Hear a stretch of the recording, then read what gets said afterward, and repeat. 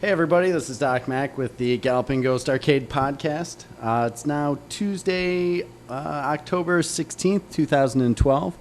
We're joined here tonight with Chris Dellutri and Pete Hahn Hey, what's up? and world record holder Matt Walters. Hi. And we're going to be discussing what's been going on lately here at the arcade and talk about some other stuff too. First off, should announce this last week, we've definitely been adding some more games to the arcade floor. Sega's 1981 game Turbo finally made it to the floor, as well as Revolution X from Midway, another recent one, which Matt Rocco just set the new world record in tonight again. Also recently was Pango from Sega, also 1981.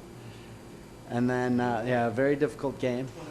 And then also just tonight, from both games, two games from Konami, we have Crime Fighters, came out in 1989, and Vendetta came out in 1991.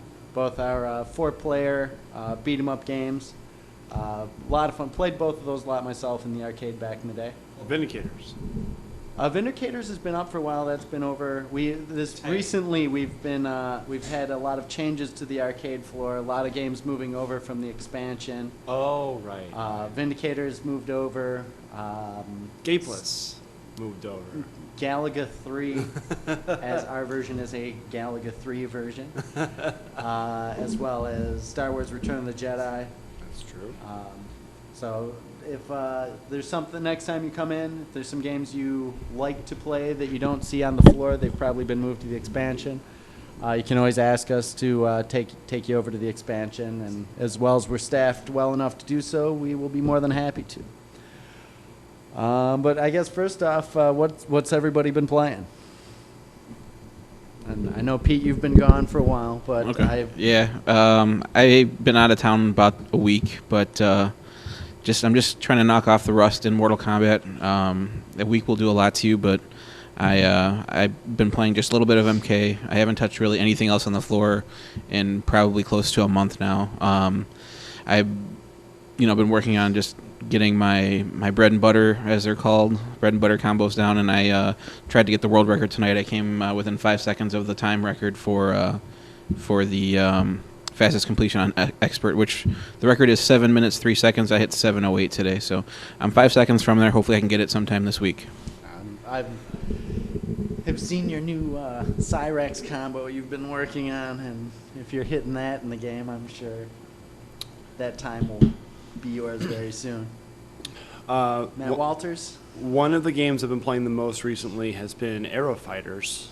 I have gotten within one boss kill of the current record, which I believe is also the world record. Yes, held Jeremiah Smith currently Right. has the world record. Which I believe he's even told me he's getting into level 5, and I'm at the level 4 boss. So if I kill the level 4 boss and I get into level 5, chances are I'll either have a score that's close to it or I'll have the score itself. The fascinating thing about that game, of course, is that you play the first 3 stages in a random order as the fourth player against the other 3 countries, and the difficulty changes. And I didn't know it until Jeremiah pointed it out to me, but actually the 2-player, the second player planes ships. are all different and have different power-ups as well as the first player. So there are actually 8 different options for what you can play as. So there's 8 different options, and there's 3 different ways that you can go through the patterns. And so there's endless combinations of the difficulty and the playthrough. So it's a very fascinating game, very difficult game. Other than that, I've been going through that entire row of games and cleaning up where I have not set a score in a game. So a lot of games that I'd never played before, I found myself playing. And one of those games, although I spent a lot of time playing 1943 when I was growing up on Nintendo, which is obviously a much easier game than the 1943 arcade game, I'd never once played 1942. And I had a funny experience with it, actually. I played one game of it, and I didn't know anything about the scoring at all. I didn't even look at the card or anything. And I got to level 2, and I got 40,000 points. And I was like, okay, that's fine. I'll just set a score. I'll just play one more game. And I ended up getting 360,000 points in my second game. playing 1942, and then I realized that you can play that game for a very long period of time, even not knowing the game very well, because it's very similar to Galaxian in some ways, in that there's not that many bullets in the screen. It's very slow and deliberate building. And then I realized how much of a time investment it was going to be to actually play this game seriously, and I stopped playing. It is a very time-consuming game. But I played a little bit of Truxton, a little bit of Sky Shark. Not to, just so we don't get away from the 1942, just a piece of trivia knowledge. That was our first arcade game that we had here at the Galloping Ghost. Oh, I didn't know that. That is their very first game that was up and running. Wow. 100%. Like 5 in the morning, or is it the first game in alphabetical order? It is also. Wow. My insanity was not stretching to that point where I was going to put the games up in alphabetical order, but it just worked out that way. The other 4 games that I played in that row that I never played before until the last couple weeks were Truxton. Well, I played a couple games of Truxton a couple months ago, but Sky Shark I'd never played before. Raiden and Twin Cobra I'd never played those games before, and those were all a lot of fun as well. And then of course Mission Craft, which is the game of the month, and that's just been a lot of fun for all of us. I think 13 people have scores now. Yes. And you just set a score that was very close to being the highest score possible last week, as a matter of fact. Yes. I think there's a little room for improvement on it. I got to the last boss without dying on the second playthrough. Which is the last playthrough. The last playthrough. There's only 2 playthroughs to the game, and it was 602,000 and some extra points. But definitely room for improvement, but probably not too Not much. So I'm anxious to see what you and I know Rocco's still going for it. I'm hoping we can get James back on that game too. I don't know why. think James is now going to be pretty immersed on Pango, Pango, yes. and I believe Turbo. He's been very anxious to get on Turbo. Pango is a very difficult game to play. I played a couple games of Pango last night, and I barely got past level 1. And then I looked at James's score after playing it, twice or 3 times? His first, he was like, he walked in on, I think it was Saturday, and he's like, I haven't played this in 20 years. And he put up like 85,000 points. Which is like the number 6, which is the number 6 score in arcade. And he improved it to like the number 4 score. Yeah, that just goes, James. He's an exceptional player at games that he's familiar with. For sure. I mean, for sure. exceptional. I don't know how anybody can get to that, because he was the same way with Super Pac-Man and Sinistar. Yeah. Where he just was at that level right away and just played them before. Stratosphere. But Turbo. His out of the box scores are They are very impressive. The Turbo thing though, really?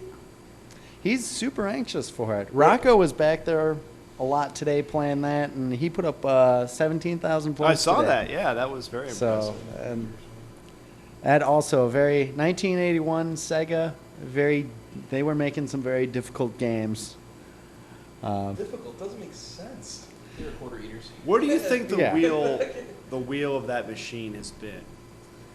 You know, I just today I had actually was going to purchase a new wheel and a new shifter. I don't think you should. Well, that's the original Part of the shifter.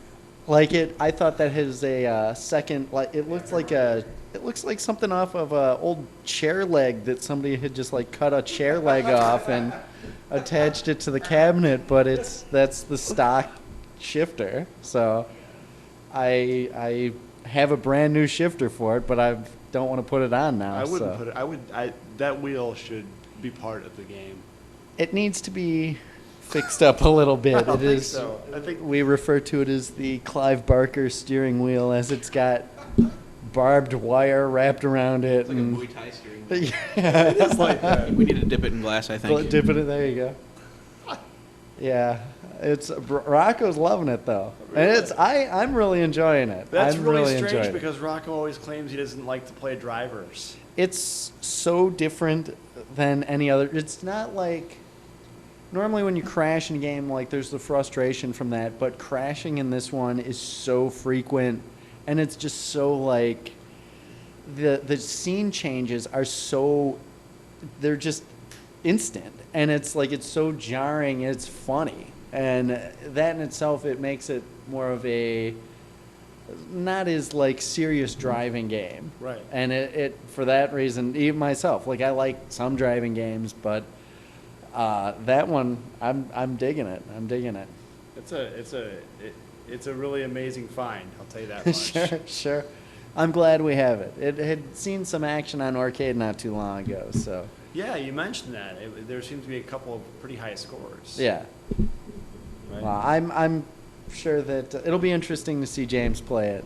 I can't wait to see Yeah, James it'll play. be good. It'll be good. I think it should be part of the decathlon with track and field.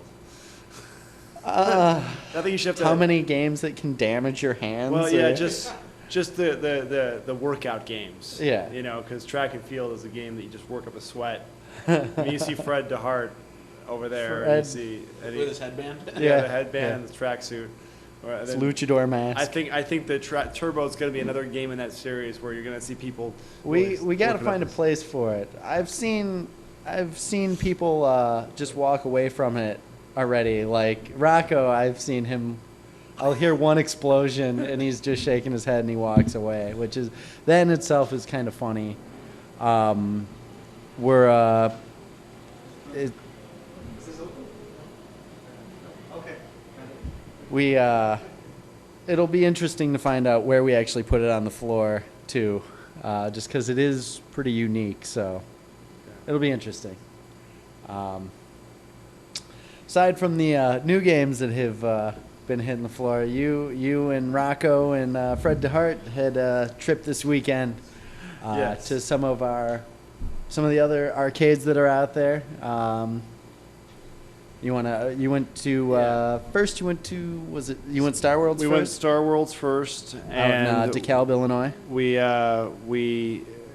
we played at Star Worlds first. We were there around 11 o'clock when they opened, and they actually recognized me from Midwest Gaming Classic, and I think they And recognized that's Pat and Pat. Glenn, the Yeah. owners. I've known them for several years. Really great guys. Yeah, and they recognized us right away, and were really welcoming, and we really want to thank them for being such gracious hosts. Rocco and I were both wearing Galloping Ghost T-shirts, so it sort of made us stand out, and I think it jarred their memory as to who we were a little bit. And I actually set a score. I set a score on Midnight Warriors. No, wait, hang on. Midnight Wanderers. I'm sorry, which is a very strange. Yeah, I was not familiar. I saw. I'm not sure if it was Pat or Glenn. One of them had posted on our site that you had set a score on that. Right. Was that actually the world record now? or- What happens is they reset their high scores when their games go off the floor and back on. Okay. And what I think must have happened in this case was, and this was in a multi-cab anyway, I don't see this as being a game that was widely played, but it was a similar game to a game like Strider, or a game like that where it was like a walkthrough adventure game where there was a boss. Right. I beat the level 1 boss, and then that gave me double the score that was on the machine, and it was like the second or third game I played, but I set the Yeah. score, so, you know, it was still a score, and I enjoyed That's playing actually the one game. I have not. I'd never heard of I it. had to look it up. And It I was had like- no intentions of actually setting a score until I looked up and realized that I had the score. Yeah. Like, I just saw the score and then saw the board, and I was like, oh, wait, I had the score. And Rocco actually got really close to a score on, and I always get these two confused, either Dig Dug or Mr. Do. I think it was Dig Dug. Yeah. Their score was about 160,000, and he got within 10,000 of that. And Yeah. Fred was working on Donkey Kong. Apparently, Hans also has the record over there at Donkey Kong, Yes. which he has the record here as well. But Hans's record at Star Worlds is only 500 and change, and Fred is right there at that level where he's getting his best games. His best game is 700 and change, but he's when he's having a great game, he's consistently getting in the 400 range, and so he thought he could take a shot at it. Yeah. But we didn't have very much time. And from that point, we actually drove further out to East Dundee and made a second visit to The Underground the Underground Retrocade. Retrocade. And Scott Lambert received us warmly, and Matt Rocco set a score on Sky Shark there and up to his score in 1943, and I got very close to the score on Super Space Fortress Macross, but I wasn't able to quite get it. But also Fred DeHart set a very high score in that game. For only his third or fourth playthrough of the game, he was getting about 780,000. So he was right up there too. And if we'd had more time, we would have been able to get the scores. Yeah. Both of us, I think. I didn't play much more than that there. I know Rocco was bouncing around and Fred was playing dodgeball of all things. He was playing the dodgeball game. The super dodgeball? Yeah, he was getting quite frustrated. We have that board, and Lumbo has always been a big fan of that one. Is it similar to the console game? Yeah, I remember that being pretty awesome. On console. it is a very awesome game. Yeah, we had that. There's a little bit of a board issue. I'm pretty sure I could fix the board. It's Who made that Yeah. game? Was that like Technos? Technos. Yeah, I remember those characters Very, looked Double Dragon like. Double Dragon and Yeah. River City Ransom-ish. Yeah. But yeah, it was. Maybe we will see that one sooner than later. A lot of people really liked Windjammers. Right. That game was pretty cool. I know a lot of people were playing that when we got that, which is a Neo Geo Right. game.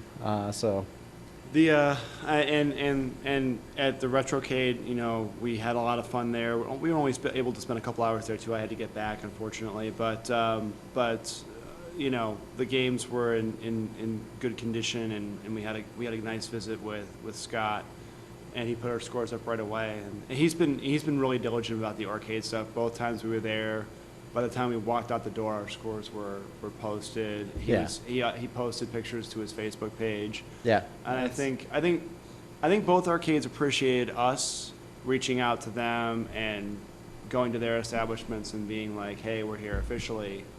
And I think that's good for the arcade community in Chicago, and we're hoping to do that with the ones in the city as well. So that's awesome. And it's for us, like talking with other arcades. I've tried to get in touch with a lot of other arcades, and some places are open to doing events, others aren't. For us, it's all about sharing information and just trying to get the arcade scene rejuvenated and back to its glory days. And I think getting people to I think that's really amazing and great that you guys are checking out other arcades. Right. Just to not only promote like high scores and stuff like that, because like then that drives their regulars to come back and set new scores, and it's really what is going to make it grow again. Because it's easy to look at scores and like you hear about Donkey Kong and you hear about Q*bert and you hear about all the staples, but like stuff like Midnight Wanderers or Super Fortress Macross, Right. that like they're great games, right. perhaps. Well, Super I Fortress honestly haven't Macross played is- either of those, but that's a great game, and there are other more obscure, like Mission Craft. If anybody came here and played Mission Craft, who was a regular at the other arcades, they would see why we're all playing it so much, because it's a lot of fun and it's I very had no playable. idea about that game. I just tried it Yeah. for the first time. Yeah, it's incredible. Well, Yeah. and it's a very playable game. That's the Yeah. main thing. I think there's like if you were to take somebody back to the back row and put them on some of those shooters, they'd be like, "Are you Sure. crazy? Like, I'm not going to play this game." But this is a very accessible game. And I think the other experience that I had at the arcades that I wanted to share with you guys and everybody out there in the podcast world was that I think that a lot of people who are in their own world of the arcades are a little bit intimidated by what they don't know about the other arcades and what their communities are like. And the sense that I get from both the experiences I've had with Underground Retrocade and the experiences that I've had at Star Worlds is that everybody knows what they want to do with everything, but they're a little bit unsure of what everybody else wants to do.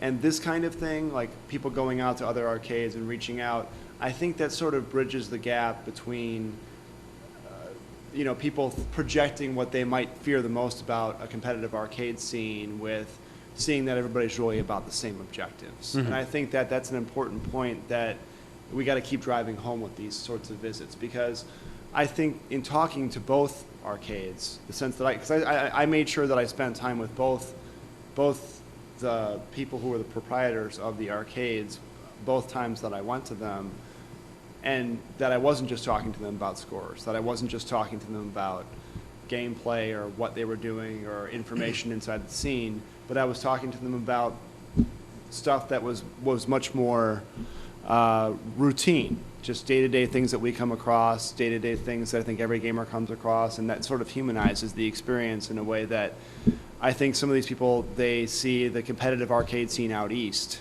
and they get intimidated by that, and rightfully so, because it's not a thing that you can not get intimidated by when you see all these people who've been around for so long in the same group of people. But then when you see people reaching out like that, I think that it makes it easier to think that there is a community. And I think that in Chicago, we can really foster a community because all these places, Star Wars has been around for a very long time, Yeah, but they're- Retrocade, us, the Emporium, other places that have opened up recently, we're all growing up together. So, you know. It's Yeah, yeah, exactly. Next generation. like, and I think it'll continue to grow. I think beyond the owners talking more, and I like, there's a lot of them that I am in touch with. Game Grid out in Utah, like I've seen them starting to expand on their high score stuff, and that's awesome. I think that's really what's going to be one of the keys to bringing it back, is making high scores like on every game very important. But you brought up and it's the intimidation. I read recently on Yelp that that there's somebody posted that he was somewhat intimidated by our players here, which was like, that was somewhat a little concerning, like, to me, because we don't. Physically or? They looked at you, Chris. You know, it's funny that you mentioned that because Scores. I started coming to this arcade in December of last year, or November of last year, December of last year, and then I joined as a year member in January. And I remember like seeing Matt Rocco's name in particular above a lot of these machines. And if you don't know Matt Rocco, the name Matt Rocco sounds really intimidating. It does. I mean, you really think about it. You think about this like, so I imagine Matt Rocco as like this huge guy who like is gonna going to come muscle you beat around. you down with Yeah, a well, sack you know, of it sounds like- it batteries or sounds like a something, very like- imposed- He's going to meet you in the back of the alley behind if you take one of his scores. But anyway, so you see these names above there, and they're the same names a lot of times, like Matt and James, and you're like, I like you see yourself getting 40,000 points in the game where there's 1 million up there, and you're like, Sure. that. I mean, I don't think it's so much the people that they come across as it's, whoa, I can't do it. I How can't are you even. supposed to compete? I Like, can't even imagine it. Is what it is. the one, and I hear this a lot, like especially in the Saturday night crowd. Like the Saturday night crowd, it's a lot of the regulars show up on Saturday course. night. Usually, like you guys, Rocco has been showing up on Saturday. You usually show up Yeah. sometimes. Yeah. But it's definitely a different crowd. Oh, yeah. And once like you're a regular and you start to know everybody, and it's just so different. Like the intimidation factor of that just gets wiped away when you get to play like against you or with Right. you and get tips on stuff. And same thing with Rocco and James White and even Duke. Like everybody's quick to share how to get good scores and get better at the games, which is I think that if there's one thing that I would share about my experience at this arcade, it's that if you put a lot of time into playing games, you see a very big improvement that you don't imagine is possible in a quicker amount of time than you can imagine. And I think that the arcade gamer who's casual, who comes in here, who doesn't play arcade games on the year that the Year Pass members will play, which is almost every day, you know, you come in and you haven't played arcade games in 15 years, and you're Sure. sitting there putting up a score which you're like, wow, this is about as best. Well, yeah, you haven't played this game in 15 years. What are you going to do, right? It's like getting in the ring with Muhammad Ali. It's like, Yeah. what can you really expect to reasonably do? Or anybody else who's training at Run a around, counterclockwise. and I think one of the things that would make it more accessible for people is if they were able to understand that there is an improvement that happens with even like Matt Rocco when he first stepped into this arcade, and James White when he first stepped into this arcade was not on the level that they are now, because now they're playing arcade games in an arcade almost every day. And now they were very good Sure. gamers to begin with. For sure. But they had a market improvement, you know, and now they can sit down in almost any game and they can put up a huge score because they're practiced at playing arcade games. It's not just talent. Well, is they I know would what to say. look for to improve. Right. They know, they look for things that multiply their score. You know, they know what is going to make the most improvement in the quickest amount of time because they're better players now. Right, and a lot of it's pattern recognition and reinforcement of the same concepts. So if you see if you're playing a bunch of shooters and a new shooter comes in the floor, well, guess what? You're probably going to be able to figure out how to play that. Sure. So. But like you personally, when Martin Bedard came in, Yeah. was that at all intimidating for you? I'll tell you, it isn't intimidating in the way it used to be for me, because when I first came to the arcade, and I think some of the other people who have come to the arcade have had a similar experience to mine, where I was pretty good at a couple games because I'd played them a lot as a kid, like Castlevania. But you didn't, high scores were not Yeah. of any importance to you when you walked It's through not even that door. they weren't. I didn't think they were possible. Like I didn't even think that it was possible to be on Yeah. that level. And then you see how you put work into something, and Martin Bedard is an exceptional gamer on a level that is just world class. But he's obviously played a lot of games over a long period of time, and I see how he has gotten to the level he's gotten to. But by the same token, you take a look at all these people, and ultimately they're just human beings like we are. And you put time into it, and you train, and you can do it. I think that he's an exceptional player, and I'm not taking anything away from him. But I think that you just work harder at it. And to me, it was like, wow, I have a long way to go. It was more humbling than intimidating. It was more like, I have a long way to go. That's the standard. And I think that it's important to see that, because if we were playing with a bunch of people who were not at the level of James White and Matt Rocco, then when James or Matt came into the arcade, we'd be like, wow. But we are playing with James and Matt, and to see somebody who is even better than that on some of those games, not necessarily all those games, but on some of those games, who can sit down at Life Force and just loop it, and sit down in a Right. bunch of other games like Alcon and just put up tremendous scores. That pushes us. We want to be pushed too. We want to have people here. We want to have Billy Mitchell come in here. We want to have Steve Wiebe come in here and put up huge scores in Donkey Kong, or Hank Sheehan, or whoever else has got that score now, Dean, whatever his name is. Sure. I was gonna say this is reminds me a lot of the fighting game scene. Like you see a lot of the same things. Competition drives people, but you don't get better at these things just playing by yourself. You have to be part of a community. You can't level up in a vacuum. I noticed an intimidation factor. Like when I first started playing the new Mortal Kombat, I thought there's no way I can compete with these guys. The first time I played 16-bit Steve, who's on our team, the guy kicked my butt so bad, it's like I didn't know what to do. Like I literally thought beating him would be impossible. And now, I can hang with him. It's not an easy fight by any means ever, but it's the fighting game community. I'd like to also point out, and if anyone does want to learn, we always want more fighting game players out here. But it's one of those things where you have to be part of the community almost, because you can't learn to compete against top strategies at home online. You just can't do it. Yeah, it's a very good point. It's one of those things that I'm hoping that I get a chance to work on myself this year is, fighting game. From my perspective, I've never played those games before, so it's interesting because it's hard to find people on my level to play. I saw you working on Godzilla today. Oh yeah, there we go. See, and it's funny that you mentioned Godzilla, because the concepts of Godzilla, like we were talking about, are very fighting game oriented, and I'm not good at those types of moves, but I even noticed today that I was better at them than I thought I was going to be, which I think is an important concept for any gamer to have, is, wow, I might be able to do this, or have that positive reinforcement. I think it'd be good if we had, something where a casual gamer could come in and learn tips from Well, people. and that actually gets to something that I want to bring up in a minute. But before that, how do you deal with you're not the deepest of arcade gamers. It's okay. You can say I suck. You don't suck. You don't suck.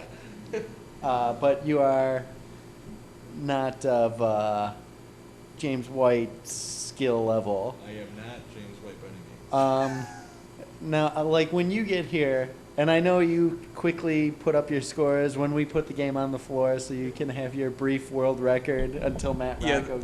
that's what I like to do. Megaforce was a great example of a game that you grabbed the score until Rocco got here. Yes, I like to.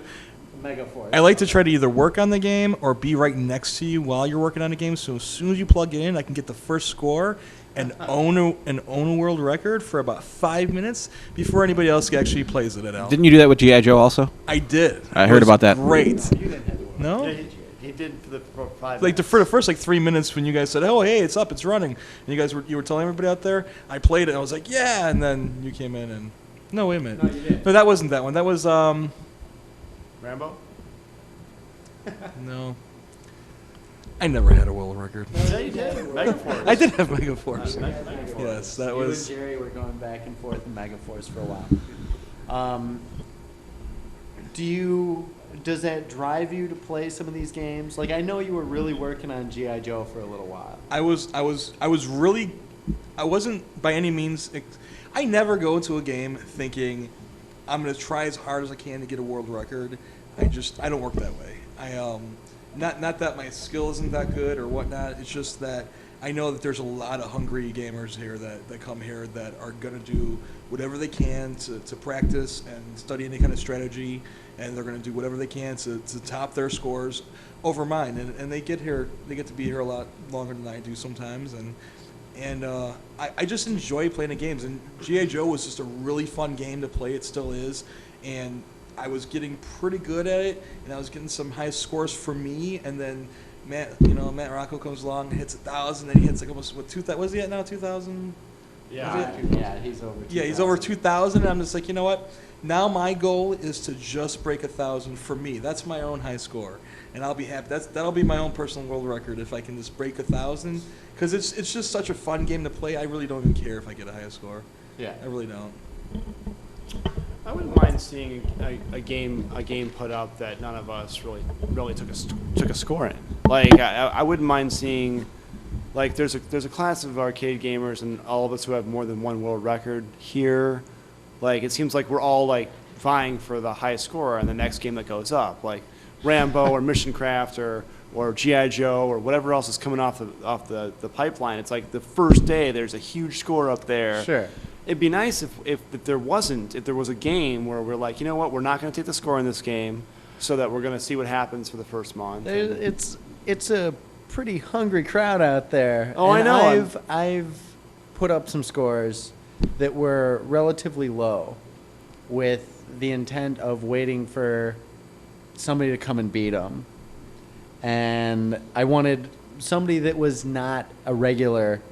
And Norbert is an example of, he's come in and taken some of my scores, and I was leaving those scores for somebody who's not a regular. Right.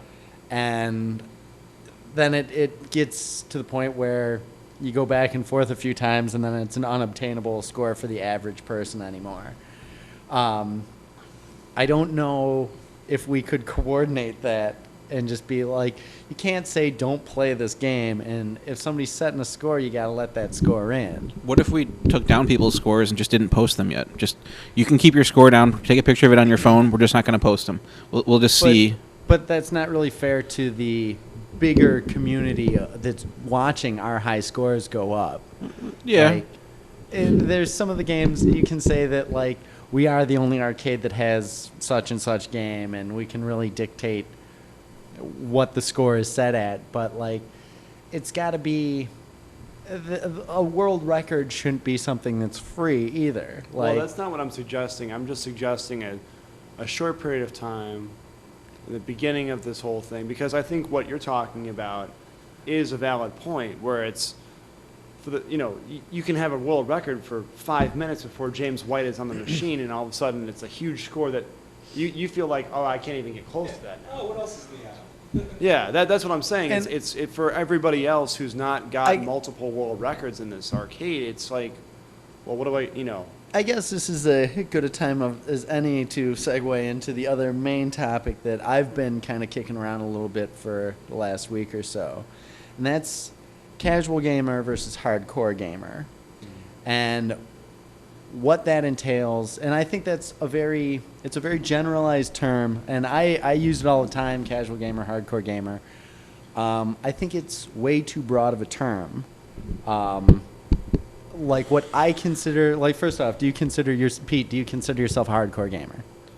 Yes, because there's only a few games that I'll really go hard at, and those games I want to be the best at those games. Like, I will only play games that I think I can do well in or reasonably well in, or they have to be a ton of fun. I have to, be leaving with a smile on my face if I get my butt kicked if the game is doing that to me. For example, I totally stopped playing Super Contra, but I want to get back to it. But I would consider myself dedicated to that series. I want to get back onto Super Contra, but I'm not going to do it until I can devote as much time as I need to take that, at least a house record on that game. Yeah. But as far as fighting games, absolutely. I mean, that's all I think I'm the definition of hardcore when it comes to fighting games. Walters, do you think you're a hardcore gamer? It depends on the games. On most one-player games on the arcade floor, if I start playing it and I enjoy the game, I'll take it seriously enough to probably try to put up huge scores on. On all fighting games, I'm probably below average compared to casual gamers, and my attitude is the same way. I'll play them for 5 minutes. I usually won't take them that seriously, and I won't work on them. That's just where I'm at with them. A good example of a mix of this is pinball. Pinball is something that I can play pretty well on some games, not as well on other games. But that's pinball. but I'm saying, like, my approach to it some nights is I'm going to sit here until I get the score, and some nights I approach it as a break. So it really depends upon my mindset in some cases. Dellutri, do you consider yourself a hardcore gamer? Of course I'm hardcore. No. I'm very casual at the least.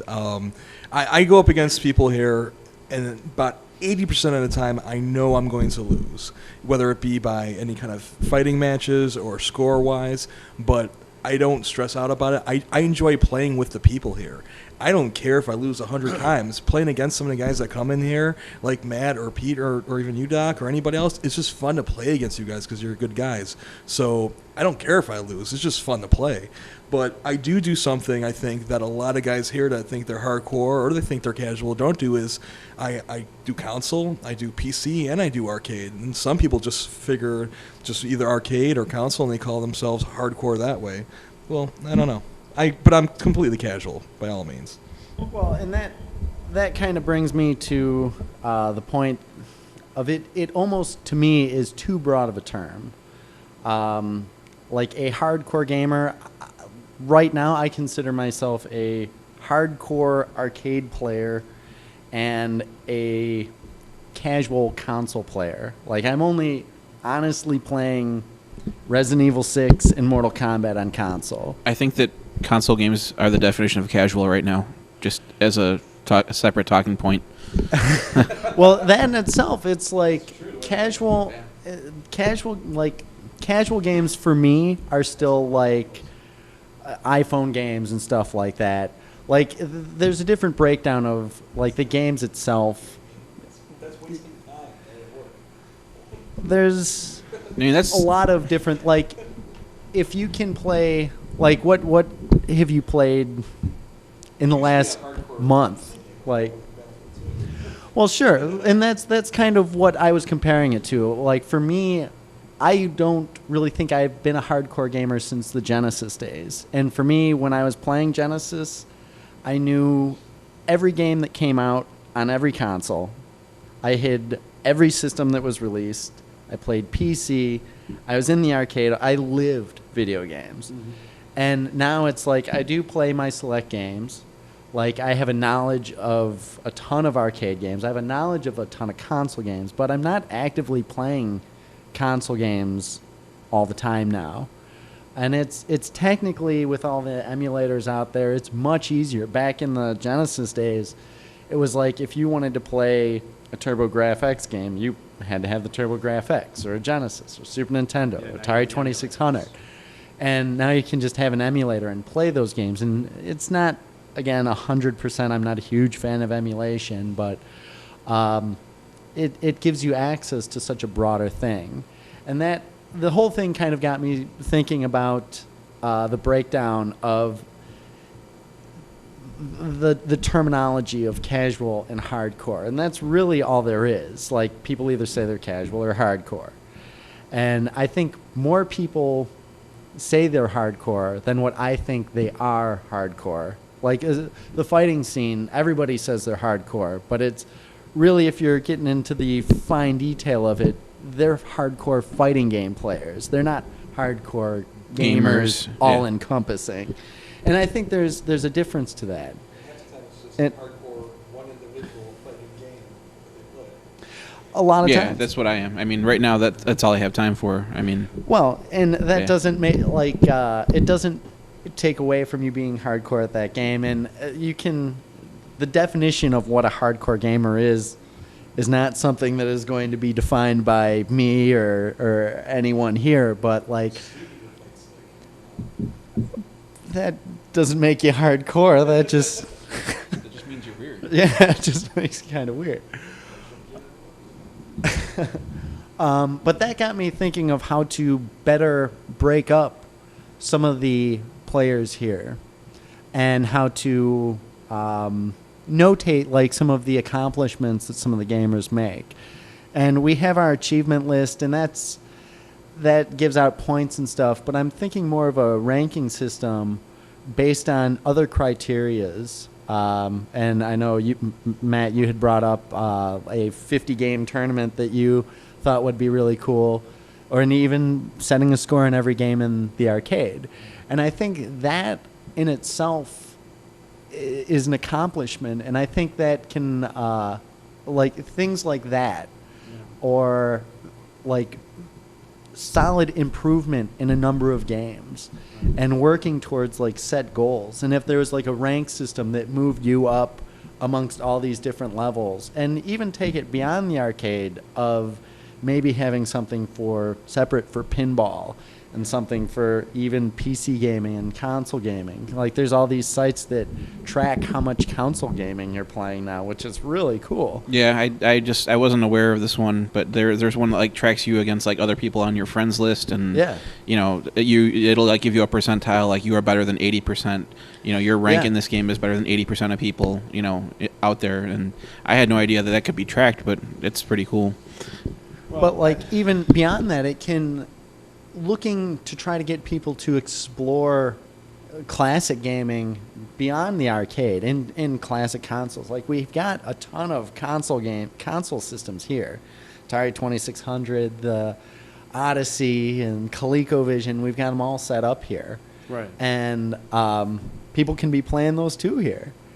And it's... Dedicate months to each individual console. Well, we don't want to focus, like, we want to give people the freedom to get into whatever they're going to get into. But I think that if there were goals, like high scores, it's easy to give us goals. Like today, I literally was telling Rocco when he was playing Turbo, I'm like, okay, you're in 4th place now, and you got to get 15,000 points to reach the next goal. And he went back and he got like 15,500 points, and he came back and he was all happy about it.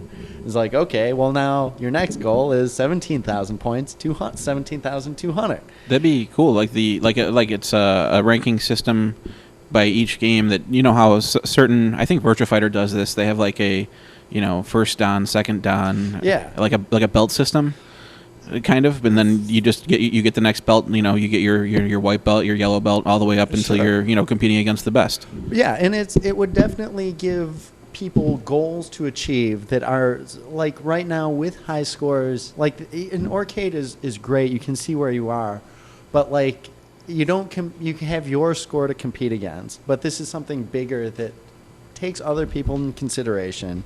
Mm-hmm. Like, you can, like, if you can break it down to whatever level you want. Like, you can have a ranking, almost like you're given extra awards for whatever your ranking thing is, that move you up towards a bigger ranking. Well, I think it's an excellent idea, first of all. Thank you. I really do. One idea to think about is like his Dawn system, which of course I participated in that as well. The other thing to consider is that if you had like weight classes, like that you moved, like when you're wrestling against the people, you don't wrestle against somebody who's twice as big as you, because you're not going to be able to win that bout. Well, just similarly, if you come in here and you're at a middle level of competition, you're not going to be able to compete against the set of scores at the top level. And so you shouldn't be measuring yourself against those levels, because it's not applicable to what you're trying to do. But I do think that with respect, I think that my goals have changed, and I think everybody's goals here are very organic because this thing changes so frequently and there's so many things thrown at you at once that you just change it every night. You change what you're focusing on, you change what you're doing. And I think that one of the goals that this place as a whole should have is, if we can't necessarily come up with a system that fixes Arcade's problems in terms of scoring, where we can code it, codify it, program it, implement it, we could fix it manually by having everybody set scores on all the machines. And the 50-game tournament is a way of getting 10, 15 scores on a set of 50 games and making sure that those scores are finally normalized to the point where you're getting Well, and I think that with that Arcade will as it is generate, now, but I think that will generate a system for you to be able to evaluate where people are at. It'll give you a baseline, because then you'll have like people who have like an average of a certain number of tokens, and that'll be a middle level, and an average of a higher number of tokens would be a higher level. But I think that if you have 50 games with a populated score list of 20 or 30 or 40 scores, that's a huge range of games. I mean, all the games out here that have a number of scores that I would say a good sample. Most people who are on Arcade who have a lot of scores, they usually have between 50 and 100 scores. There's not many people on Arcade who have more than 100 scores. So I don't think you're going to need a huge resume. I think you're going to need 50 scores to get an idea of where a player's at. Sure, An for idea. for that tournament, Right. Like the ranking system, I'm thinking it should be bigger than, Oh, yeah. much bigger than just scores. Like, because scores are one thing, but like there's a lot more to being. And again, going back to the hardcore term, there's a lot more to it than that, as far as I'm concerned. It's not just whether you can set high scores. It's again, It's stuff improvement. like out of the box scores. Like this being in its infancy, I think there should be a lot of things tracked that count towards this. I think it should be any day that you come here, you're working towards this overall ranking. Like, I think it's going to be a pretty significant task to figure out how things are weighted. But I think if somebody is focusing on one thing, they can only go up like for a game like Midnight Resistance. I feel I have I have mastered that game. Yeah. I can go through. I can get. It's to the point where it comes down to padding, and Similar to my Castlevania score. similar to Castlevania, I would never play that game again. unless somebody takes your beats my score. score, because there's nothing else to do in that game for me. I mean, I'm not proving anything to myself anymore, even. It's more like, well, But yeah, maybe that would be worth, instead of like, if 100 people had play that game, like right now in Arcade, you get a ridiculous amount of tokens. This is more of a personal ranking system. It is factored into things that other people can do, and you can compare your rank against other people's ranks. But you might be moving up in ranks for completely different things. Well, and I have an idea for you. This is a really good example of something that's not at all related to scoring or anything else. That is a very important part of gameplay, and that is if you're the first person to figure something out where everybody else is stuck in a game, like the level 4 boss of Life Force, for example. Sure. Like, that's not worth any points. Like, you didn't necessarily go up that many points if you figured this out. But if you figure that out, or if you figure out some sort of puzzle in a game that nobody else has unlocked before, For sure. that's an intangible aspect of gameplay that shows a significant amount of increase. Exactly. Or starting from a place where you're zero in a fighting game, meaning you can't even beat a single character on the computer, and suddenly beating somebody in a match live for the first time. Well, there's no That's points assigned to that. You're not going to see that in arcade. very true. That's Yeah. all very true. Like, I think there should be stuff like that are tracked, and that even again before we had talked about the out of the box scores, stuff Right. like that. I think that all of that can factor in like what people are going to do with the ranking systems. It's going to be just like scores in general, but I think it would be a lot more accessible because, again, not going against guys like you and James White and Rocco Right. and Pete, and it's a little bit more. It's not as loose as the achievement system is, Right. but I feel like a ranking.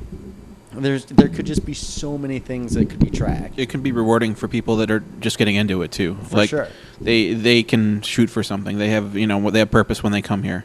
For sure. And I think a good way of supplementing that is also, making sure that there's a way of rewarding people for hitting certain benchmarks that are even like benchmarks that obviously wouldn't apply to people who are playing games at a very high level. But, if somebody shows a significant amount of growth, there should be something to demarcate that. There should be some way of saying, okay, you hit this plateau where you suddenly can now do this. You're getting to the second level on these games where you're only getting to the first level before.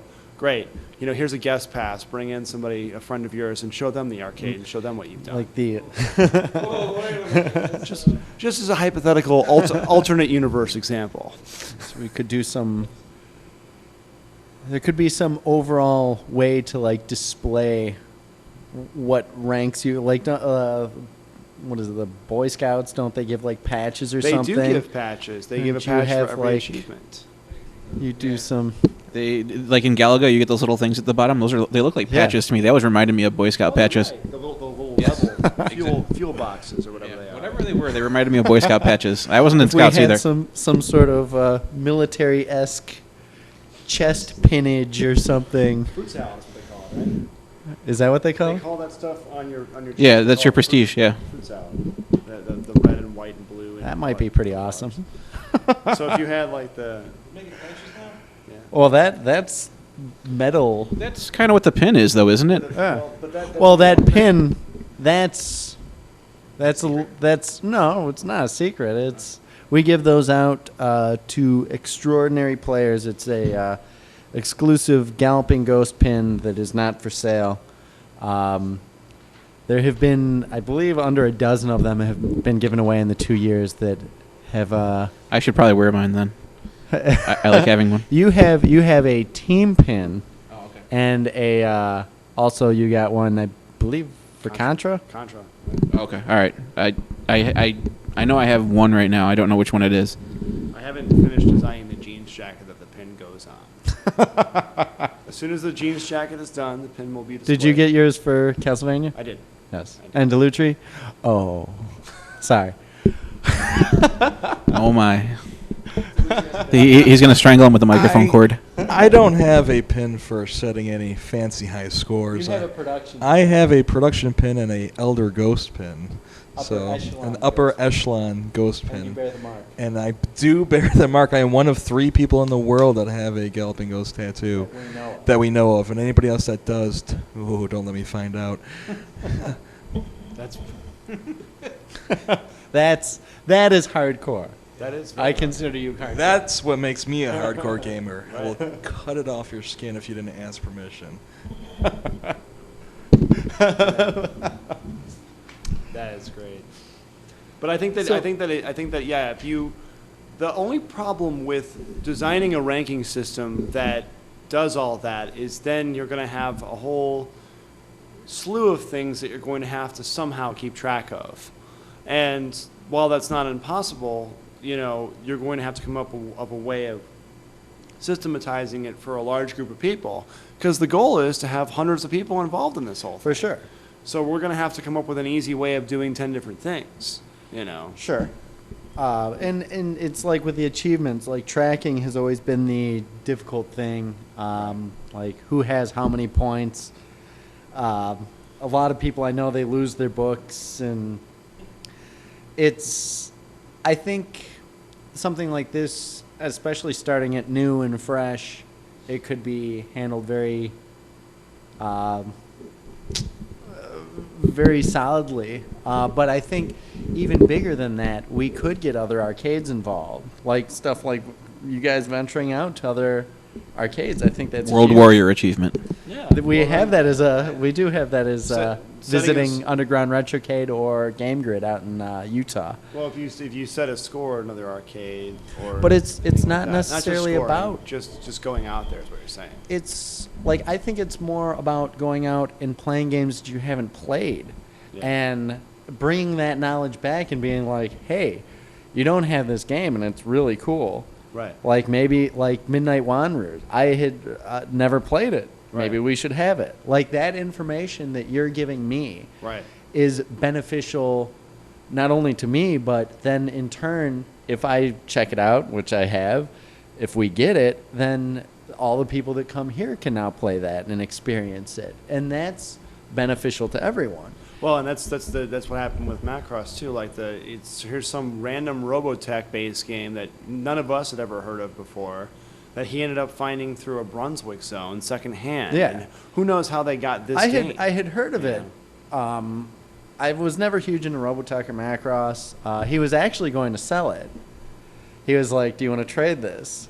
And I was like, "No, you need to hold on to that because that's probably game, yeah. It's like nobody else has it. Like Yeah. having an exclusive game at your place." I mean, which- to be honest, it was the entire reason why I was excited to go back out to Retrocade was because they had this game. Sure. And it was the only place I could play this game, and I was really looking for.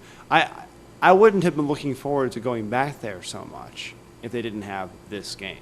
Yeah. Like that's because it was a game I couldn't play anywhere else. I was excited about it. It was a good game. I mean, there are so many games and here. that's exactly. I was talking to a guy a couple Saturdays ago. He came in. He was all excited to play Mission Craft, and like you've got right now, you have 359 games on the floor, and Mission Craft is a great shooter. Probably not. Nobody's played it, but that was his reason. Like he wanted to come play this. Really, it's a great game. It's really cool. Like I said, it's so playable. Yeah. That it's just You can actually recover, unlike most other shooters. That's what I like about it. Yeah. You know, that is an excellent point because so many games are so unforgiving at such an early stage of them Sure. that it's impossible to even get into the game and get a feel for it before you're dead. I mean, and that's one of those games where you're not dead. I mean, one of the games that I always introduce to people when they're first gaming, and this is a game that I introduced to Rachel, who's a year member here as well, is Gyrus. Yeah. And she was having a heck of a time trying to play Miss Pac-Man and Galaga. And those are the only two games that she knew because everybody knows Miss Pac-Man and Galaga. Sure. Because everybody has seen that same machine in every single bar or restaurant Sure. that has those two games in it. So she's played both those games a bunch. But Galaga is not a game that you can just sit down at and have a good game every time.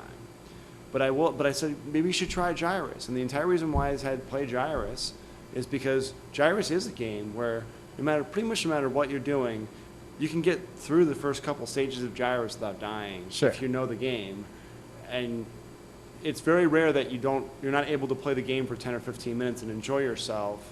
Now, you may not enjoy it once you get to a certain level, but but chances are you can play the game for a bit, learn it, and it's not unforgiving, like you were saying. So many of those games are. So many. Mission For sure. Craft is. That's actually one of the reasons that kind of brought up the hardcore casual player topic. Me and Tiffany were talking about this, and it's the difficulty of games has dropped. Is so incredible. on console especially. On console especially, like, and in turn, like, well, sure, they're visually awesome, but like. I've There's noticed a that lot too. of people that are very adamant about them being hardcore gamers and being hardcore at Gears of War and hardcore at Resident Evil and stuff like that. But it's like, go play Donkey Kong for 5 minutes. You almost can't die in some of these games. There's checkpoints every 30 seconds. It's Yeah. hard to die. I'm playing through Resident Evil 6 right now, and first off, I like the game. It's probably my least favorite of the Resident Evil games. There's things I don't like about it. it's the action parts are fine, but it could have been better. It is. I liked Raccoon City. I thought that was fun. The Raccoon City was fine. This is not, to me, it's a different game. It's trying to become more like the movies. There's too many cinematics, but this is a whole different topic. The fact, though, that it doesn't matter if you die. Like, they'll just start you back up, and the enemies will go much easier on you. And it's like, games, obviously the evolution has changed. Back in the day when an arcade game came out, they had to get a certain number of quarters, and it was advantageous for them to make it very difficult and hard, so they made money. And now it's more important to have people play through the entire game and talk about all the different places and where they're at and show a ton of screenshots. But people playing games now compared to people playing games back in the day, the skill level is different. Like there's still some games, like you can look at Dodonpachi and some of those shooters Those that are not made in the U.S. no. And that's the main thing is that, to underscore your point, I don't play consoles, haven't played consoles since I had a PlayStation 1 and played 10 or 15 games in '97. I bought a DS just because I wanted to have something to do on an airplane, okay? And I bought like a handful of games. None of these games were hard. And I thought that there was something with me where I just gotten better at games. No. I mean, I played through the entire New Super Mario Brothers in one try. Yeah. It wasn't even. That's- I played through it. There's a Metroid game, Prime Hunters or whatever it was. You know what I'm talking about? Yeah. And it was hard to learn how to play against some of the bosses, but They were like puzzles, though. but they were like puzzles. You figure them out. And the original Metroid game was really hard. It Right. took me several months to play. This took me a couple of weeks of, playing it on and off again. The Castlevanias that came out for the DS, nothing compared to No. the difficulty of getting past the 4th of 6 levels. Sure. I mean, it took me a good solid 2 or 3 months to get past that level, Yeah. So, I can share that sentiment. The Ninja Gaiden the original NES ones were brutally hard, and when they brought them to the next gen consoles like Ninja Gaiden 2, they echoed that same hard, like you're just gonna die a lot, and it's kind of what I liked about it. And Ninja Gaiden 3, I don't know if it's because Tomonobu Itagaki had left Tecmo, but the third one went in a totally different direction. The game has checkpoints everywhere. You almost can't die, even if you try. But that's what I liked about Ninja Gaiden, and the third one disappointed me so badly because it wasn't like frustratingly difficult. It let me down because it wasn't hard. Yeah. And that's almost, to me, such a...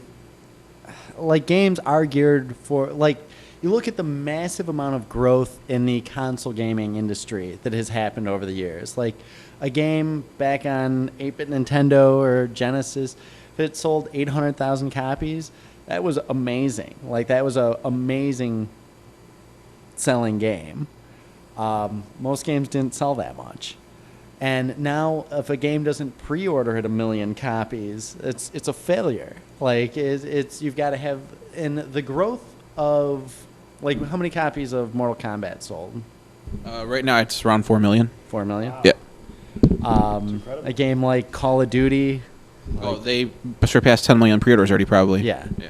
That's you have to look at it as if there used to be, back when the Genesis was around, when I considered myself being a hardcore gamer, like, are there really that many more people that are really loving these games, or are there just like the hype people that are buying it because everybody else has it? And It's a it's hive mind expanded mentality. to the It is. point. It's the Madden mentality too. Yeah. It's like you're comfortable with it. You want to get it every year. Yeah, it's more like social networking.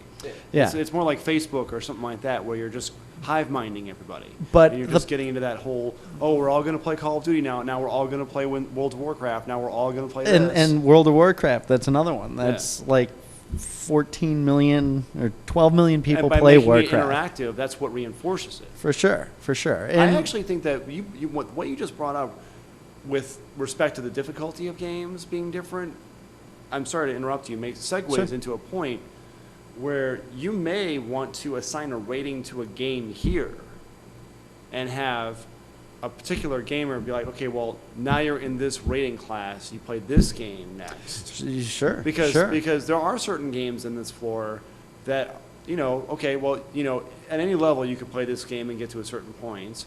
Or Shooters are great for that. I Right. think that would be a excellent, like, tierable. Right. Like, you've moved past playing Mission Craft, and now you go to Life Force, and then dote on Patchy. well, and then the easiest, some of the easier ones of those shooters, like the reason why I started getting into shooters was, oddly enough, Galaxian, Yeah. which is a very easy game to learn if you're willing to sit there and be patient with it. It's boring almost because there's so little going on. Sure. It's a hard game in its own right, but it's not like there's a million things going on the screen. Right. Galaga is a relatively playable game. Gyrus is a perfect example of a very good entry point game, like I was Sure. saying earlier. Centipede is an example of a game that is insanely hard on any level, and it's almost brutally inaccessible to the point where it should be an unpopular game that should have tanked. Sure. The only reason why it doesn't is because it's completely unique. Well, but again, like so many of those classic games, Yeah, like they're even so Donkey good. Kong, They're like so good. how far is the average person getting through in Donkey Kong? The first screen. Yeah. Yeah, the first screen of the first level. I forget where I read it, but they said that most Donkey Kong games don't last A minute. 35 seconds or Yeah, something. that's what Billy Mitchell's quote was from King of Kong. It was a minute? He said most Donkey Kong, it's brutal. It's like 10 seconds or less is how It's- long your life. That's all these stories up like me trying to And it's interesting to watch somebody who's really experienced at Donkey Kong make it look so easy because Sure. I mean you watch Fred. You know where to stand, you know when to go. Well, and even so, you know how to improvise, which I think is Sure, sure. That's another intangible aspect of this whole thing, and that's something about pinball that is so crucial. That is not as the ability to improvise in arcade games, as you and I just had this back and forth. Doc was saying the way that he plays games is he doesn't memorize anything; he reacts. I'm the opposite. I don't ever rely on reaction time as much as I rely upon memorizing patterns. So I know exactly where something's going to shoot. I know exactly what something's going to do, even when it's variable. I know how the pattern's going to be. And I memorize it, I lock it in, and I focus on that. He just reacts to what's happening, and he relies on his But reaction in time. that, that again, it's like once you get to fighting games, Right. like if you're It's all going, reaction. it's all reaction. But pinball games, it's funny because pinball games is all about improvising on the fly. It really sure, is. for sure. And it's not reaction, it's improvising. It's a totally different skill set. And I think that improvisation in video games is not something that's rewarded on the same level that it is in pinball. Because pinball improvising is everything, but For sure. reacting and pattern recognition is really all of video games. So I think that's why like guys who are really, really good at pinball have just a completely different skill set than guys who are really good at video games, in my opinion. It's because they're just locked into a different style of approaching a game at all, Yeah. So, sorry to interrupt. No. I don't even remember what I was saying. we were talking about the fact that the console games are now Just- geared towards being so easy to play. Yeah, the detrimental side to that is I don't think that gamers will get to be as hardcore as many of the old gamers were. I think that if we provide an apparatus like you're suggesting, where they can see a different way in. But where it's at already, I feel that and I see kids that come in now, especially for parties and stuff, they're in here playing the console stuff, and they don't know what to do with half these games. Like, they'll go up to it, they'll start it up, they'll get destroyed in it instantly, and they'll be like, oh, what was that? I don't want to play this thing again. There's no way, I'm just going And to visually, die. it's also inaccessible because it's so old looking. And there's some art style, like Double Dragon. Like, to me, that's always going to look like an awesome game. Like, That's timeless. it is. there are people that will be. It's not rendered. It's not motion captured, but it's still like art-based, sprite-based games. It's a drawing. Like it can look cool. I'll tell you a And- game that I tried to play last night that I realized that I will never, ever, ever be able to play. Super Zaxxon. Because the game is laid out in that stupid Z-axis thing. Sure. That you don't even know where you are in the screen. And you're sitting there like, what am I controlling? Zaxxon is super hard, but that is a total. Once you get it, I know it changes. I know once you get it, it changes, but it's You might not ever want to it's get that brutally far. no. But I loved this game when I was about 8 years old, and Sure. I knew enough to get past a couple levels, and really loved the game a lot. Sure. But I sat there for about 20 seconds and felt like the same 7-year-old kid. Sure. Like, I sat there, I was like, what the heck is this? I'm not going to deal with this at all, you know? Well, and And a lot of that It's- is like artwork and accessibility, just, you know. And I think to be, I think a gamer who wants to get into older gaming, I think they can overlook the artwork. Like, it's not so much about that. Like, you can play just a game that's fun, like a game that plays fun. Like these games, the interesting thing is most of the games that are coming out now won't be around in 10 years. Like some of these games have been Yes. around for 30 years, and they'll be around in probably another 30 years, as long as You me know and what, Brandon though? and Chris can I- keep fixing them. But I disagree with that. And I'll tell you why. Is because what you're seeing from 30 years ago are the games that are left over from thousands and thousands and thousands of games that were released that failed. And the games that you'll see 30 years from now that came out in 1997 to 2000 are the classic PlayStation 1 games and the classic See, PlayStation 2 games. disagree with that. I think a lot of the PlayStation 2 games are really going to get breezed over just because when they went 3D, they look so bad, and they won't have that timeless art look that the sprite-based games have. They Right. just look like blocky garbage that doesn't move Like the good. original Virtua Fighter. The original Yeah. Virtua Fighter. Perfect Like, example. it was a great game when What it about came those- out, but what but about those if final- you what about turn it those- on, I don't want to play that so much. What about those Final Fantasy games that everybody romanticizes? I Well- still play those. Yeah, Yeah. everybody still There's- plays Yeah. those. And there's going to be a renaissance of that There's stuff. some game, and I'm not Gran saying every Turismo is game. another game that people are going to play forever, I think. Well, until that series goes away, like I think, But they'll and I think romanticize it as adults later on, like we do with these games. That's the maybe cycle I don't of think so, things. because I think the people that are really romanticizing and loving these series, like that, They may want the newest one, I think. Well, that's as long as the franchise keeps going. Like I'll buy every Resident Evil that comes out. And like, so will a lot of people. for sure. And for then sure. 30 years from now, they're going to have a renaissance of these things. It's the way these things go. Maybe. I mean, I'm not saying that you're wrong. That Well, most of the stuff will unless be gone. like in 95% maybe they'll of be it. in 30 years. Maybe they'll be on Resident Evil 27. Yeah, but 95% of the stuff will be gone. I agree with you. How do the Zeldas progress? Well, Like Zelda, the original Zelda will always be. right. I Like- played Legend of Zelda, loved it, always will love to this day. Some of the best music I've Right. ever heard. Very hard And game, too. Sure, I've never played sure. different Zeldas. Well, the second Zelda was one of the worst games I've ever played, in my opinion. like it, just- I it was liked different. it. Yeah, it was different. It was. See, and that's a problem. Like, Right. did you like Zelda 1? Loved it. Did you want Zelda 2 to be more like Zelda 1? No, I didn't. I just Okay. didn't like it, and I'll tell you why I didn't like it. I didn't like talking to people the way that it was talking to people. It had a interface different was element. clunky to It me. was again, like you can look at Castlevania. Right. Simon's is Quest. the same problem. Yeah, it's There's talking and buying items and Yeah, I didn't want that. I wanted an adventure game that was mostly just killing stuff and going through it. but that see this was the problem for me. Like Castlevania was that game. The innovation that they put into making Castlevania 2 different. It paid off later. Well, It paid off it's in- made an evolution. Yeah, It's a series that has continuously evolved. The new one, the Lord of Shadows, I only played the DS ones, but the DS ones were very well made. Portrait of Ruin. Yeah. Those were excellent games, actually. Symphony of the Night is an excellent game. The Yeah. PlayStation 1 game. Yeah, it plays like yeah. a classic one with some old elements in it. Yeah. But the newest one plays like God of War. Dawn of Yeah. Sorrow is the other DS one. That I really like the new Castlevania. I'm really excited. They just announced Yes. the new one. I'm Yep. really excited for that. That looks great. I thought the music and the voiceovers were great. Yeah. Yeah. yeah. But I think the majority, like I look back on, again, I had 800 Genesis games. 800?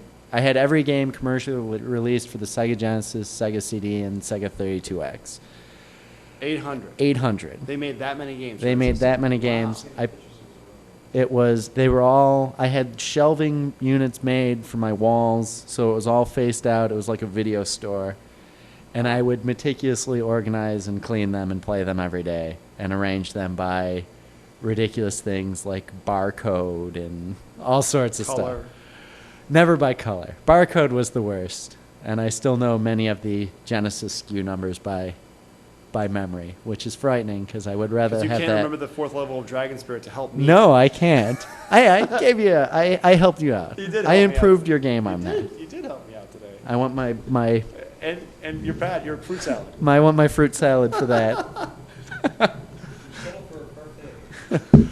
But I think of games that will be forgotten. I think the arcade games now. I think it's been so. I think it will be saved forever. I think there's such a huge following now, and that has always been around. It won't ever go away. I think a lot of the PlayStation games, well, there are a few.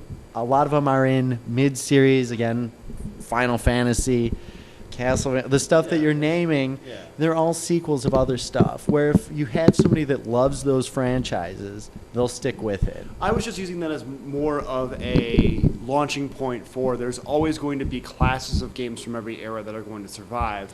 Not necessarily PlayStation 1 was the example I was just reached for an example back there. Sure. But NES is the same thing. But it's You know, I mean, even Dreamcast. Okay, a good example of this is Dreamcast. Okay, so Dreamcast was a doomed system from the start.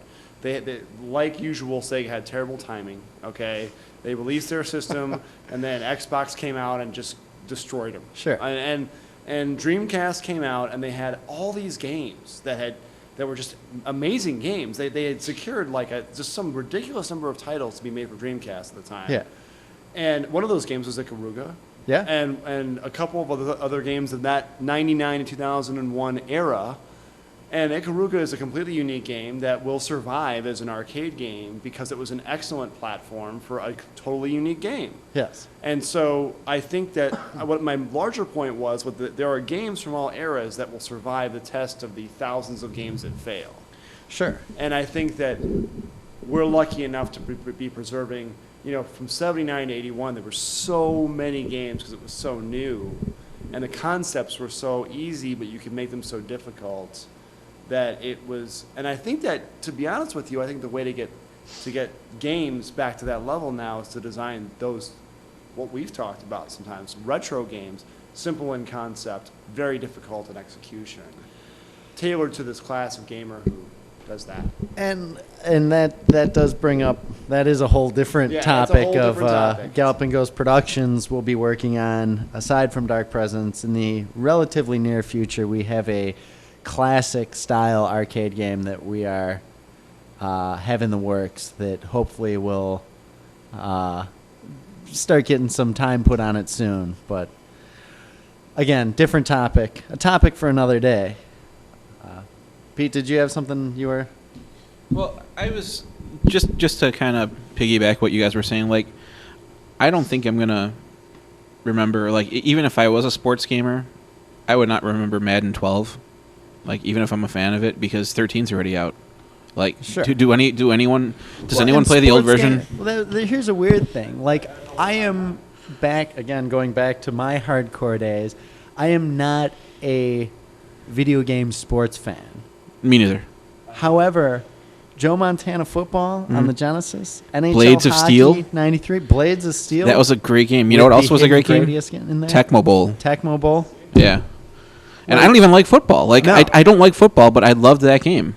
And I played NBA Madden Jam. on Xbox. I played all the. Blitz 99 is so great. It's the same thing. It's the NBA Jam formula. Yeah, it's Yeah. it's NBA. It's But why that year?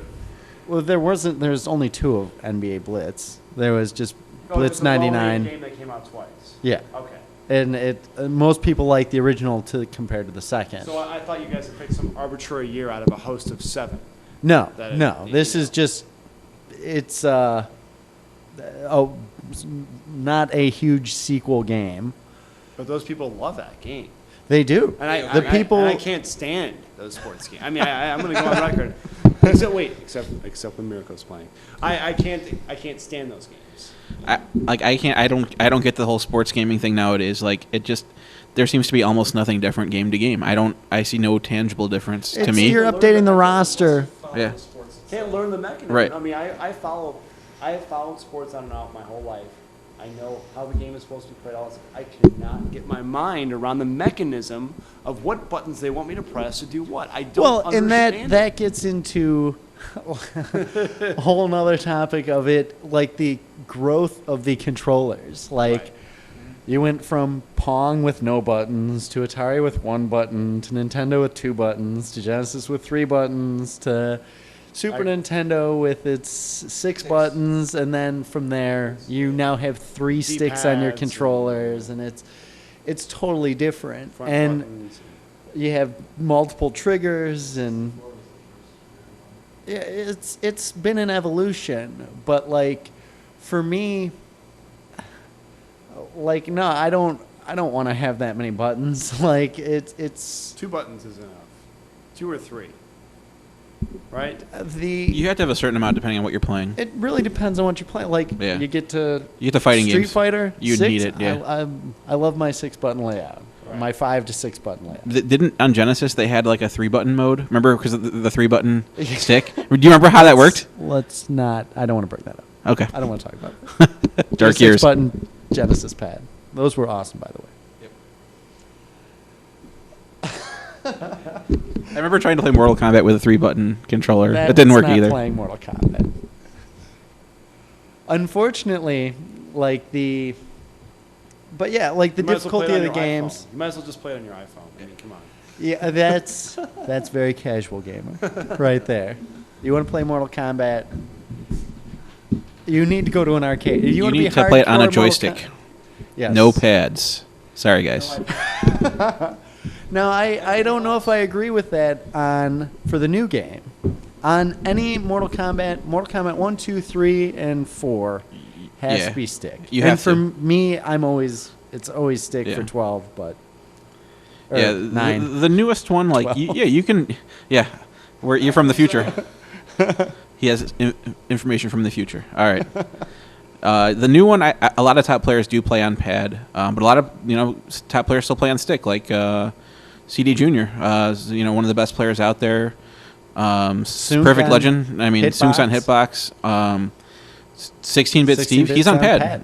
It's like, you can kind of pick and whatever you think would work better for you, you can go with. But there's just a level of comfort I have with a stick that I don't have to adjust, I guess, as much. This is a topic that we've been down this road. We're definitely going to be doing a podcast very soon on stick versus pad versus hitbox for Mortal Kombat, and then going to arcade games. The difference between micro switch versus leaf switch, Sanwa versus IL, all those different little nuances that make up what some people prefer as their weapon of choice and how it benefits them, and should that factor into stuff like scores? Like, can you hit on track and field? Can you press the buttons faster if it's a leaf switch versus a micro switch? I'll tell you one. Probably. Probably. Yeah. I'll tell you one thing that I think is a really interesting test is trying to switch hands on games you can switch hands on. So Sure. Can you play with the wrong hand on the joystick? Absolutely not. Because I'll tell you what's funny is I was forced to switch. I normally play On with- what game? I want to say that Don Patchy and Dodon Patchy made me play right joystick, left button. or the opposite way around. It was the opposite way I was familiar with, and I had to switch and became ambidextrous because of it. So now I can play either way, and I have to think about which way I want to play, because it made me switch. Because whatever way That'll you count towards your ranking. right, but I'm saying I think it's interesting. I think it's interesting experiment to try to play the other way Sure. on games you have the choice of. Sure. Because it's Bad really, dudes Bad dudes you can has deal with. yeah. Yeah. It's like driving Two- on the wrong side two of the sets. street. Like if I went to Europe, I would get in an accident every day. I couldn't do it. What's really funny about it is when I first started doing it, I didn't realize that it was backwards. I was just doing it, and I'm like, why can't I score? Sure. And I think I had this discussion with you in front of Dragon Spirit, where I was like, I can't play the game tonight. What's wrong with me? And this is before I was ambidextrous. And you're like, why are you using the buttons with that hand? I forget Yeah. which way I was supposed to doing it, but it was backwards. You're doing right hand. I was doing right hand left buttons. joystick, left buttons, and you're like, "What are you doing?" And I switched, and all of a sudden I'm scoring. Yeah. and it was really funny because I just didn't even realize walking into the game which way was right and wrong. Yeah. Because, if you look at a Nintendo controller, it's right Left. control pad and left button, isn't it? Or is it the No, other? it's left pad. Right buttons on the buttons, right. is that what it is? But there are certain controllers that are the opposite, and so you just forget, aren't there? No, No, buttons are always on the right. buttons are always on the right, huh? So what do left-handed players do? Suffer. Flip the joystick upside down. Like the Jimi Hendrix guitar? Yeah, there you go. you remod it. You got to get into modding. So why do you have the buttons on both sides? That's classic arcade design. That's not my design. Is it a Japanese thing? Because they're opposite sides. I couldn't tell you. It's Those crazy Japanese. that's racist. It's just how they were designed. Like it was probably just to, and especially when a lot of those games were coming out, you probably just didn't know. There was probably just like give them the option. You've got this giant control panel, and you've got one stick and a button. It's like the player's going to be standing centered instead of it. Put the stick in the center I let them choose. and let them choose. No complaints. I'm complaining. Too many options. They give me too many options. I want less buttons. Okay. No, you get what's there. But I don't know. As far as getting back to the original topic, What was it? difficulty in games and being hardcore, not hardcore, and this hopefully soon and I would like to officially ask you guys if you would help with this system. Yeah. I mean, I'll do any work on this that you need. Cool. Yeah, if there's something that we can throw together, if I think this is any definitely- skills I have, I would put toward it.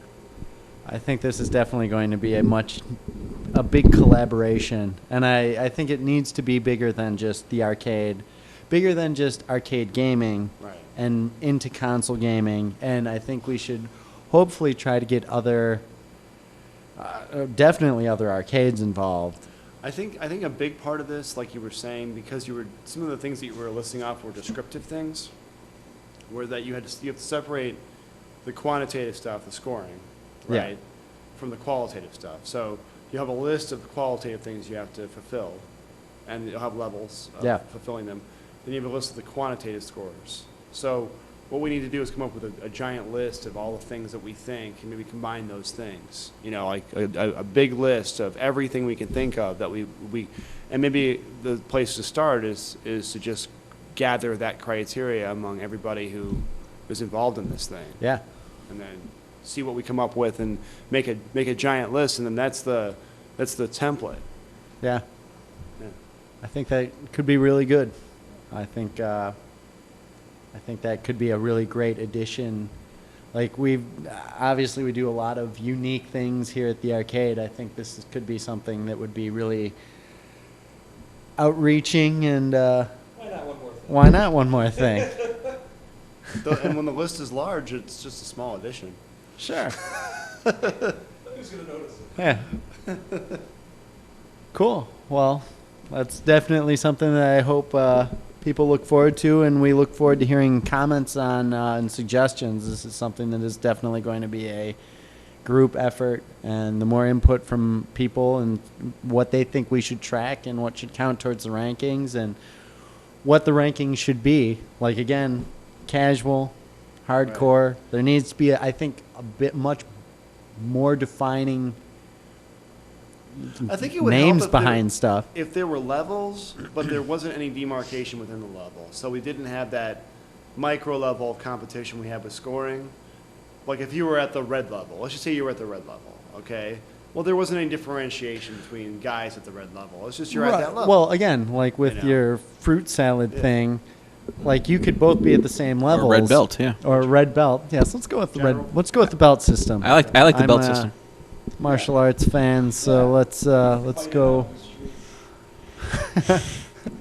You can be You could be like a completely- third stripe red belt. You can be a red belt, Third but dan. for two completely, you might be a pinball red belt. Right. You've gotten there through pinball. Somebody else might have gotten there through console. Somebody else might have gotten there through arcade gaming. Well, that's actually a really good point because then that's like disciplines. Well, you could be a red belt in Taekwondo and you can be a green Jiu-jitsu. belt in Yeah. Jiu-Jitsu. Yeah, it's like you don't. What's your style? Yeah, exactly. racist. Or Sorry. Kung Fu. No match for me. Yeah.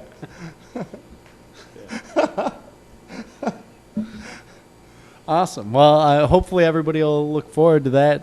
Yeah, for sure. Does anybody else? We're actually have been closed for 15 minutes now. This is another long. What are we at? Like an hour and a half. Hour and a half. It's a short one. A Yeah. short one tonight. You know, real quick, I just wanted to give an update on the team GGA. Yes, definitely. I wanted to give big congratulations to Aaron Davis, also known as Dizzy, for winning Yes. season's beatings. That was amazing. He beat the Evo champ. You know, what can I say? You know, he played incredible. I was there streaming the event in Ohio, you know, under Galloping Ghost stream channel. And we also do want to thank you greatly for that. The stream was awesome. Yeah. And Oh, it was a lot of fun. I was. We were flipping out here watching that. We had great matches. It was overall a great tournament. We had 3 players placed in the top 8. You know, of course, Aaron won it. Tommy got 3rd place. Tommy did awesome. Yeah, he did great, and I placed 7th. So, you know, it was really hard fought, but I managed to make it in the top 8. So, Yeah. You guys, it was all of you. You did really just super impressive. the team was impressive. We really came together. The team battle was impressive. The team battle afterwards. Yeah. I came in a little bit late on that, and I just saw 16-bit was the only one who I saw playing. He just wiped everyone up He from just- there on. yeah. But I just wanted to give a shout out to everyone on the team. You know, thank you for you know, keeping the scene alive, for practicing, you know, all the time. You know, hopefully everyone can make it out and watch our next event. We're going to be having Fright Fight, which is October 27th. Yes. It's going to be a massive fighting game tournament. Players from out of state will be here. But that is the next tournament that Team GGA will be playing at. And we will also be competing at least some of us will be competing at MLG Dallas, which is November 2nd through 4th. So look for Team GGA at those events. Very cool. As always, I'm very proud of how Team GGA did there, and that's. I don't think we've done a podcast since the annual one. Is that right? Or did we do one more? We did a pinball podcast that has not aired as of this time. This is the first podcast outside of that, though? No, I think we did one post. Did it need extreme editing or something? No. No. Well, I think we did one after that. well, in any case, I want to congratulate James White for winning Game of the Year. I don't know if it's been congratulated on the podcast, but I'd like Very to nice. congratulate him on winning Game of the Year. Very well deserved. And I'd like to congratulate all the various people who have set world records, too many to name, this A lot. last month or so. But as you can see on arcade.com, that happens pretty much every day here. So. It happened today, actually. today. It does happen every day here. Cool. Well, unless anybody else has anything else to add? This is Doc Mack from the Galloping Ghost Arcade. Again, joined with Pete Hahn, Matt Walters, Chris Dellutri. We thank you all for listening and hope to see you at the arcade soon. Thanks, everybody. Bye. Bye.